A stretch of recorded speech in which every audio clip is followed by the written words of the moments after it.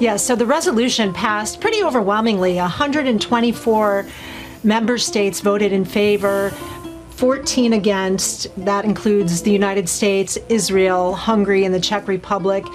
And 43 abstained, including close allies of the United States like the United Kingdom and Canada. But again, 124 nations in favor. That includes big voting blocs like the Non-Aligned Movement and the Organization for Islamic Cooperation, among others. And as you said, this is a resolution that essentially builds on an advisory opinion given by the International Court of Justice calling Israel's expansion into the Palestinian territory since 1967 illegal. It calls, the resolution calls on Israel to withdraw its troops from these occupied territories, to return control to the Palestinians, and to basically end its occupation.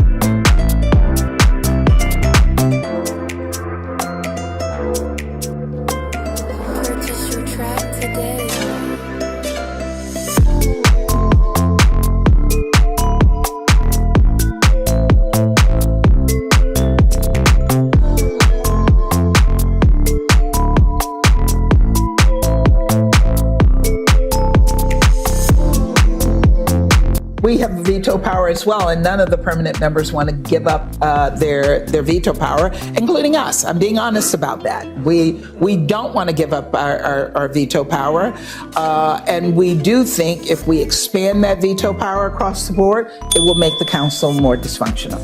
The African continent has a very compelling case, and that is what we are pushing for. We are not talking about the first question. We are not calling for the total abolition of the veto power. We are saying that if member states want to retain it, it should be extended to all permanent members.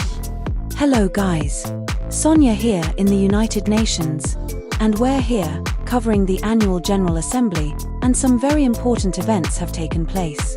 First was the General Assembly vote that stated, the colonial settler state of Israel must withdraw its troops and end the illegal occupation of Palestine. This vote gained the support of the majority of countries around the world, but once again, the empire and its vassal states either voted against or abstained. The second important piece of news was that, after many years of demands that Africa has a permanent seat on the Security Council, the US has said they will finally support this motion, but with one condition. Africa will have no veto powers. The African continent is up in arms about this blatant show of double standards. They just want the Africans to just sit and have no say or power. The US has been under considerable pressure over the last few years to accept reforms to the UN. The pressure is self-inflicted, mainly because of the constant warmongering, breaches of international law, interfering in other countries' elections, the coups, and of course trying to replace international law with the rules-based order. As you know, the rules-based order simply means the US makes the rules and orders others to follow them. The rules-based order does not apply to the US, and they can change the rules anytime they want. The African nations want equal rights at the UN Security Council, and they are supported by Russia and China, who have no problem giving the Africans the veto power. But as you can guess, the US and the Brits would rather die than give the same rights as they enjoy to black countries. That is their worst nightmare, and truly the end of neo-colonialism. And they can't have that, can they? Well, I'm sure we've not heard the last of this story. We will bring you more when we get it. For now, this was Sonia Knows Nothing, from the United Nations, for the Empire Report.